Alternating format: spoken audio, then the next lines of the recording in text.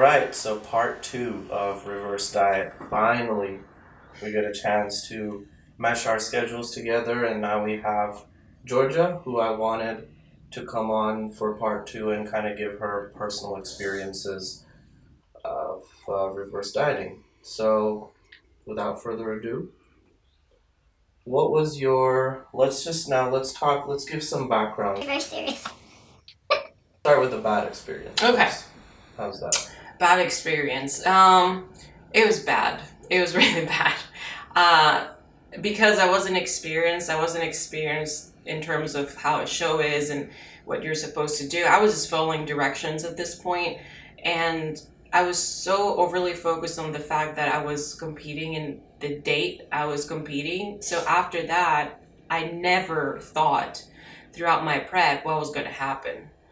I hadn't prepared myself. I didn't know how my diet was going to be, my training was going to be, my cardio. I had no idea, which is fine. I mean, for first time, like, you don't know what's going to happen exactly. I hadn't talked to other people that had competed in the past, or like asked them what their experience was and what is reversing. I had no idea. I knew, of course, like my calories had to build back up again, but I didn't know how harsh it was going to be mentally, and that's the biggest thing, Right. mentally. And I think a lot of It's people go through that as their first. oh, everyone goes through that. It's just people hide it because they feel incredibly embarrassed.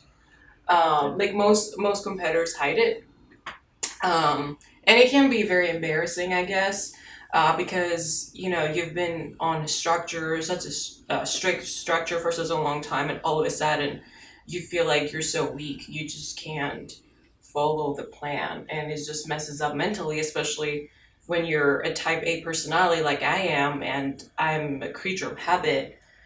You just feel that you're losing yourself. You don't know who you are. You question your who you are. Almost. Yeah. It's bad. So yeah, that's like a brief summary, I guess. Of what it was like to have a bad experience, right?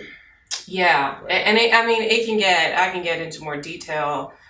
Depression is like very common. Depression has a lot to do with that, with reversing, and Body image. first reversing experience. I had binging issues, not terribly binging issues. I mean, I've heard much worse, but I had, and I was just feeling horrible. Like mentally, I couldn't function, and then the fact that when you start binging, you just start blaming yourself, and it's becoming a vicious cycle that never ends. You do it, you don't have a perfect day.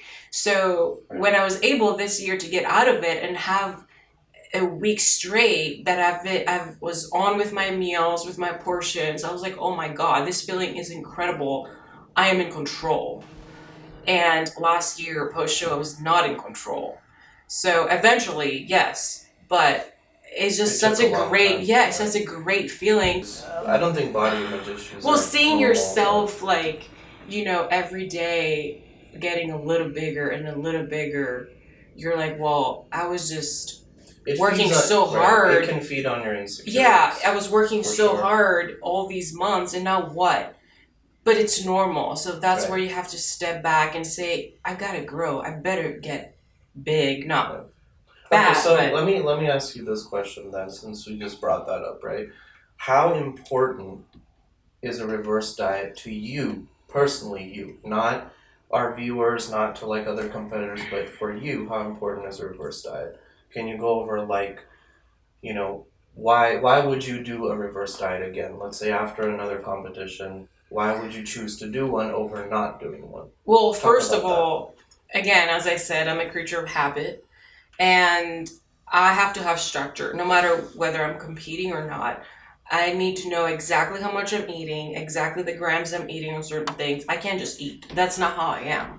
Like, I know one day I will stop competing. That's not my life. That's not the goal of my life. So I will still be on a structured diet. That's how I've been raised as a kid. My mom had me on a very structured nutrition, I guess. I wasn't measuring everything to the gram, but I've been used to that. I always, like, since a kid, I've always had 5 meals. Well, now I have more. But still, I've always had more. I've always been, like, Right. Not an athlete, but I've always been I've been very active since very young. Okay. Based on my dance background. So what was the question? So it was basically habitual, like you've always had a habit of being on stage. Two is I don't want to mess up all the work I've been putting for such a long time for that one day of stepping on stage. Second, I don't want to blow up. I mean, it makes no sense. Like, but Sure. your body's so sensitive at that point that whatever you put into it, you can just gain weight so fast. It's so sensitive because you've been in a calorie deficit for such a long time that you can literally blow up. Plus, I don't feel good. Like, yeah, usually for me, the first 3 months are really hard mentally in terms of like my appetite. I generally have a huge appetite. I can down a lot of food. So, like the first few months, I feel because I'm always hormonally off. My appetite is just, I have an insane appetite. I'm so hungry. So usually those first 3 months are really rough for my appetite. I'm always hungry no matter what, no matter how much I eat. Just my brain is thinking about food all the time. As long as this 3 month mark goes away and I just move on, I'm totally fine. I'm totally satisfied with my food. I'm still gonna be hungry here and there, but I mean, you feed me a lot now too, so that's another thing. That brings us to another point. I think one thing that you didn't mention or we didn't talk about is in the importance of reverse dieting to set yourself up for a good off season. Yes, you gotta set goals. There are all these other issues that you just mentioned, but a big thing is because we're competitors by heart or we're athletes by nature, now at least, we're thinking more long term, right? How to be able to do competitions or at least how to be able to stay in shape for a long term. So from that point of view, I think setting yourself for a good off season so you can go back into building muscle for the next season if you are going to compete again.